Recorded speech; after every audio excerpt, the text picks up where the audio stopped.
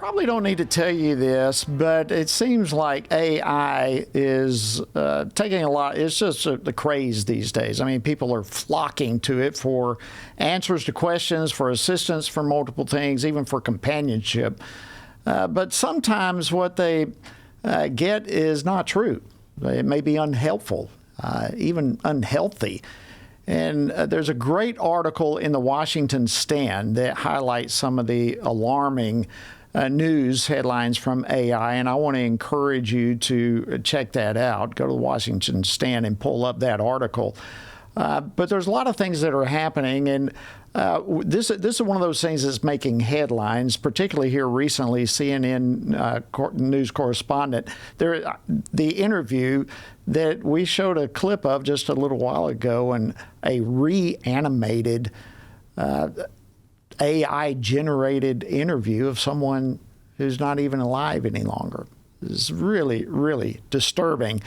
So I want to bring in a guest right now, Shane Winnings. He's the CEO of the National Men's Ministry Promise Keepers. He's a former Army lieutenant and also a police officer. Shane, welcome to Washington Watch. Appreciate you joining us. Hey, thanks so much for having me. All right, so we've looked at a part of this interview, if you want to call it that Jim Costa had with the AI-generated version of a Parkland shooting victim, Joaquin Oliver. What's your thoughts on that? Yeah, I thought it was gross, honestly. I think that's probably the best word to describe it. And I wasn't able to fact check this, but that the parents are the one who blessed off on the interview. And look, I understand, people being emotional and the sentiment of wanting something to happen, but trying to artificially resurrect a dead person to lobby for gun control, it's disgusting. And I think it just shows the lengths people are willing to go to make their point. And it has me really scared for the future, especially regarding AI with all the advances we've seen just in the last year. Yeah, I think gross is the right word. I mean, that's how I felt when seeing it. It was just it was just abhorrent to watch. Yeah. And I think gross is probably a great word. Let's try to go down the path of the ethical and spiritual concerns of, in a case like this, reanimating someone who's dead. Tell me your thoughts on that, ethical and spiritually. Yeah, well, I mean, first of all, the kid can't be here to speak for himself. So they're putting words in his mouth based off of what they want him to say, which is wrong. The only thing that stops a bad guy with a gun is a good guy with a gun. And I think what we see overinflated are, the gun crimes, but what are underreported are all of the crimes that are prevented by a good guy with a gun. And, this is a conversation that we can't have with this young man, unfortunately, because he was killed. And we need to leave it at that. Again, when we start to try to resurrect people and put words in their mouth with our own biases and then act like we're actually having an interview, like, I think that was more disturbing to me than the AI dead guy is Jim Acosta acting like he's really conducting an interview that wasn't pre-programmed. The whole thing was just bizarre. And again, it just shows how far we've drifted as a nation, that this is the kind of stuff that we're putting out there in the world.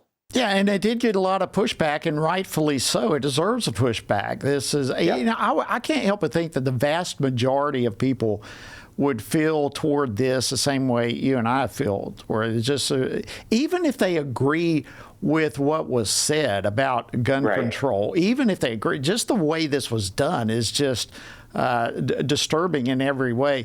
All right, so AI in general, this is something that certainly there's a lot of good, a lot of value that can come from it, but there's a lot of potential dangers as well.